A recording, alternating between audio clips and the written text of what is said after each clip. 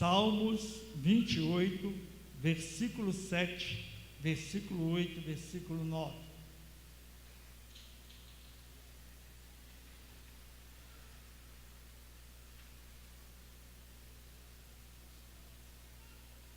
O Senhor é a minha força.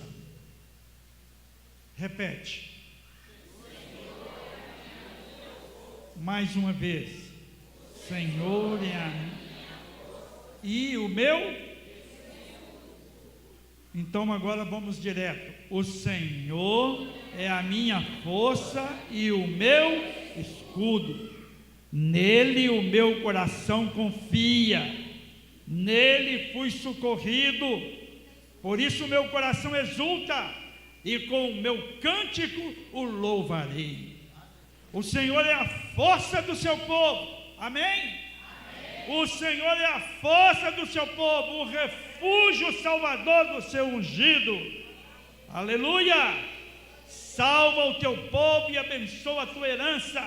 Apacenta-os e exalta-os para sempre. Aleluia!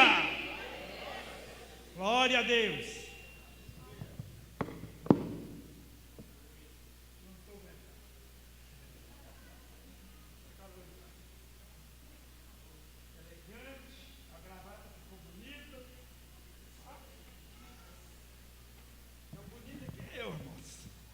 A gravata que fica bonita quando pega a menina. Você já parou para pensar quanto tempo que foi o cativeiro de Jó? A luta que Jó passou, né? As dificuldades que Jó passou, quanto tempo durou aquilo? Quanto tempo que o apóstolo Paulo ficou na prisão, quando ele escreveu o livro de Romanos e outras coisas mais? Quanto tempo que alguns homens e mulheres do Senhor passaram às vezes na dor e no sofrimento? Quanto tempo que foi aquela perseguição pelos Césares aos cristãos quando julgava eles na arena para os leões comer? Quanto tempo que durou aquela aflição? Às vezes a gente para e fica pensando nessas coisas, né? Quanto tempo? É tão interessante que quando nós estamos vivendo alguma realidade semelhante em nossa vida, a gente fala: meu Deus, você esqueceu de mim? O que está acontecendo? Não é? Quando o salmista escreveu isso aqui, esse tempo era um tempo de guerra. As nações estavam sempre em guerra, não havia segurança. Quando ele escreve o salmo lá, não fala em memória 122, que ele fala: eleva os meus olhos para o monte, de onde me virá o socorro? É tempo de guerra, tempo de luta. Hoje não vivemos tanto aquele tempo de guerra, de países invadindo países, exceto os que a gente sabe aí, que é noticiado pela televisão, não é? Mas vivemos hoje uma guerra interna, uma guerra mais próxima do que uma guerra política, uma guerra no próprio lugar onde nós estamos, uma guerra às vezes no nosso próprio interior, nos nossos conflitos, nas nossas lutas, nas nossas dificuldades. A gente cria um projeto de vida, não é? Às vezes você sai, eu estou lembrando aqui da minha família, né? E cada um tem a sua história aqui, e não podemos dizer que uma história é pior do que a outra, porque isso depende muito daquilo que você está passando. O seu sofrimento é o seu sofrimento, o meu sofrimento é o meu sofrimento. Então a gente fala assim: você não passou o que eu passei, mas passa 5 minutos de sofrimento que já é terrível. Verdade é essa, não é? Então, tudo que eu vivi no passado, da minha família, de contexto da família, que eu já falei aqui para vocês, eu idealizei uma coisa no futuro diferente, né? Eu falei: eu quero casar, eu quero ter minha família, eu quero ter meus filhos, eu quero ter uma família perfeita, né? Você cria, né, o seu projeto de vida, de família, E de repente, você nessa caminhada depara com algumas situações que você fala assim, não, isso não estava no meu script, né? Não estava, eu não escrevi essas coisas, né? Você envolve, você chega na outra família, você encontra problema, você encontra luta, e você fala, meu Deus, onde que eu vim amarrar minha égua? Não é essa expressão que a gente usa? Não é? Então, a gente vai vivendo o dia a dia, e mesmo porque temos Cristo em nossa vida, e louvado seja o nome do Senhor por isso, nós somos humanos, somos carne, não podemos desassociar isso de forma alguma. Então as lutas, os problemas vão acumulando, as situações vão vindo, e chega num ponto que a gente fala, meu Deus, leva de onde vai me vir o socorro. Senhor, eu não aguento mais isso. Meu Deus, o que eu faço? Senhor, que atitude que eu tomo? Tem coisas que não são fáceis, não, irmãos. Tem coisas que não são fáceis. O inimigo usa das mínimas coisas para nos prender, para mexer, para nos ferir, para nos tirar do propósito qual Deus colocou para nós através da sua palavra. Então vai acontecendo problema sobre problema, lutas sobre lutas, e nós temos que estar atentos. Então quando o salmista escreve esse salmo, ele coloca, o Senhor é a minha força e o meu escudo. Primeiro ele fala, força, o Senhor é minha força. Olha o que diz o livro de Neemias 8:10. Eu vou tentar achar aqui, quem achar primeiro aí pode falar para mim, por favor. Neemias 8:10. Eu não anotei aqui o versículo inteiro, mas quem achar, lê para mim primeiro, por favor. Alguém achou ele?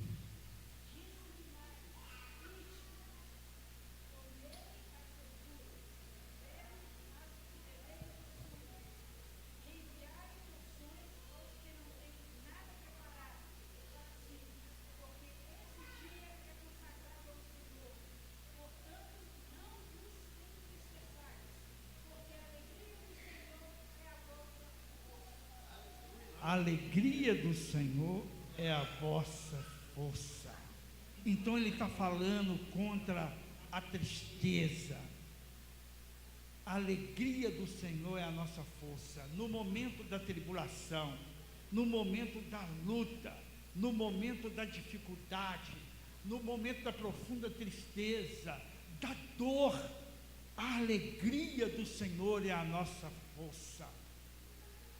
O Senhor é para nós.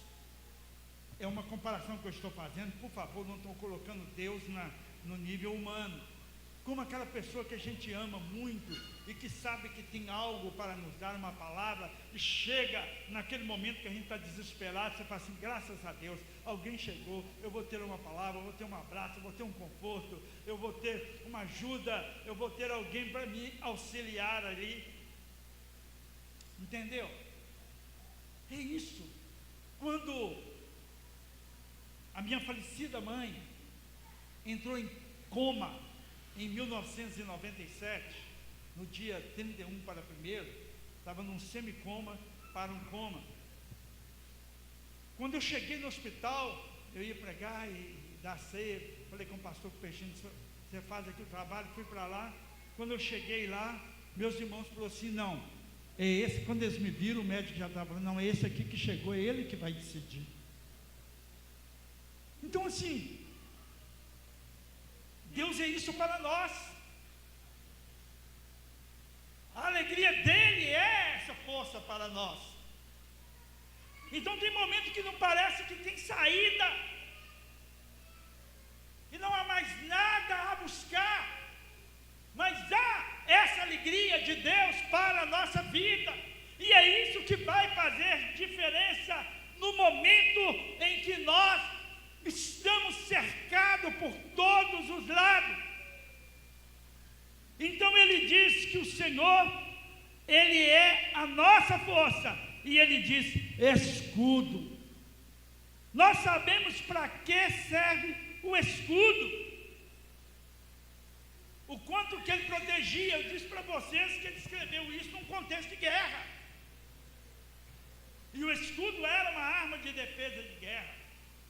Ele está trazendo isso para o mundo espiritual, para a gente entender e compreender. Lá em Efésios, Paulo fala sobre as armaduras, as partes das armaduras. E o escudo está lá. Então ele fala, ele é nosso escudo. Olha o que ele fala lá no Salmo 28, 7. Está pertinho aqui. Eu vou ler para os irmãos. O Senhor é a minha força e o meu escudo. Nele confiou o meu coração. E confiou o meu coração e fui socorrido. Pelo que o meu coração salta de prazer. E com o meu canto eu o louvarei. Esse é o Salmo 28, 7. Com o meu canto eu o louvarei. Então, meus irmãos, o que fazer nesse momento? O que fazer nesse momento? É confiar.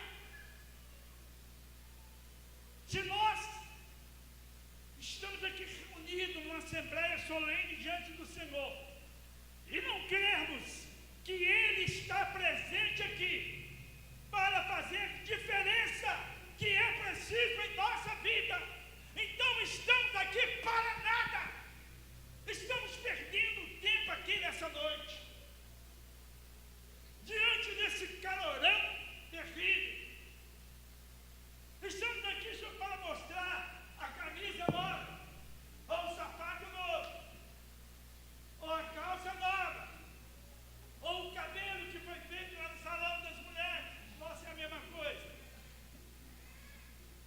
Ou qualquer uma joia, um brinquinho, coisa diferente. Não estou falando que você vem na igreja para isso, não. Estou falando que isso vê. As mulheres olham e vê. Elas veem. A gente não vê nada. Nós não vemos nada. A hora fala assim, você viu o brinco de fulano de tal? Não vi nem a orelha dela, ó. Né?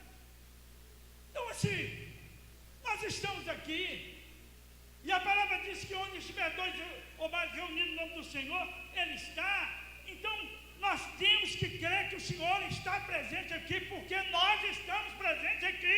E se o Senhor está presente aqui, então tem que acontecer algo para a nossa vida. Porque Deus sabe como você está aqui. Deus sabe como eu estou aqui. Deus sabe o que eu enfrentei nesse dia, o que você enfrentou nesse dia. Deus sabe o que nós passamos na semana. Deus sabe ainda que as feridas não estão totalmente curadas. E quando começa a cicatrizar, às vezes se abre. Deus sabe aqueles que têm se levantado ferrenhamente contra nós e nos oprimido. Então Ele está presente aqui. Então não é hora de nós crermos que Ele vai ouvir o teu clamor, é a sua defesa, é o seu escudo, é a sua alegria, é a minha, é a nossa alegria, e que Ele vai fazer a diferença para nós. Isso tem que acontecer. Isso tem que acontecer. Pastor, só estou sendo muito ousado em dizer que tem que acontecer, porque é a vontade de Deus. O estado de Jó um dia acabou. Sim ou não? Acabou. A prisão de Paulo um dia acabou. A de Pedro um dia acabou. Paulo e Silas, depois Pedro e João, acabou. A prisão de muitos homens e mulheres acabou. Muitos que passaram por algum sofrimento acabou. Então a minha, a sua, também tem que acabar. Jesus falou, no mundo tereis aflições, mas tem de bom ânimo. E é este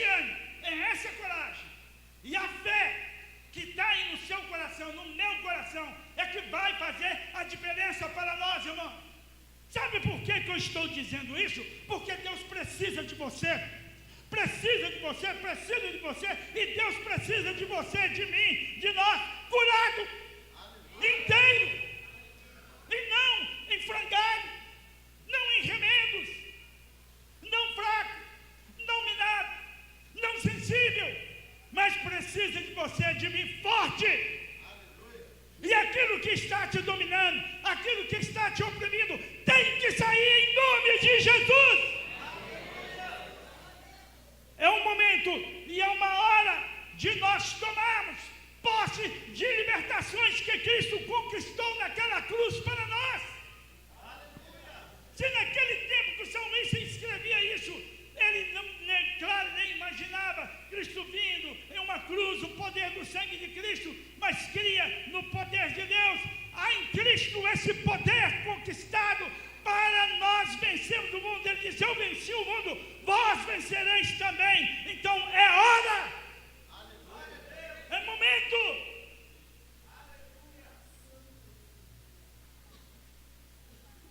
Isso é que o Senhor colocou no meu coração. Não que eu estava em dúvida. Aqui é a mensagem que eu vim preparar. Não que eu estava em dúvida com ela. Aqui, ela não vai perder, não. Mas o que Deus está mandando dizer? Ele quer que nós acionamos o botão da fé. Ele quer que nós acionamos isso. Porque ficamos lamentando. Oh, isso. O meu marido, a minha mulher, o meu filho, o meu irmão, o meu pai, a minha mãe, o meu vizinho, e o meu Senhor. E o meu Senhor. Onde está o nosso Deus? Há um homem dentro da Bíblia que num momento de dor e de separação, porque assim é incrível às vezes a relação de homens e de mulheres de Deus lá no Velho Testamento. É um negócio interessante, no Novo também tem. Ele chegou diante do Rio Jordão, pegou a capa de Elias e falou assim: onde está o Deus de Elias? E pá! Tocou naquelas águas, ela abriu. Ele experimentou o poder do Deus de Elias. Que herança que este homem deixou, Elias, esse profeta. E Deus quer que nós deixamos uma herança também. Então é um momento, irmãos. É um momento. É um momento. Um momento de fé. Eu não estou pregando sobre emoção, não. Eu estou pregando sobre convicção. Sobre convicção.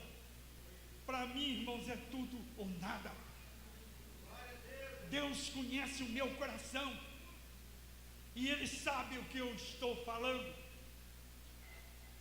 Eu não gosto de ficar em meio termo. Eu já falei isso com Deus.